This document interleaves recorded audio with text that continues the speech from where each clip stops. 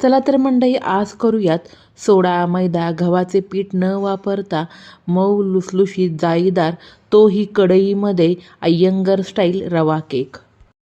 Measuring कपने 1 cup बारीक रवा, अर्धा कप साखर घालून मिक्सरला फिरवून घेऊयात. मेजरिंग कप नसेल तर घरातील कोणतीही एक वाटी निश्चित करून त्या वाटीने साहित्याचं प्रमाण घेतलं तरीही चालेल.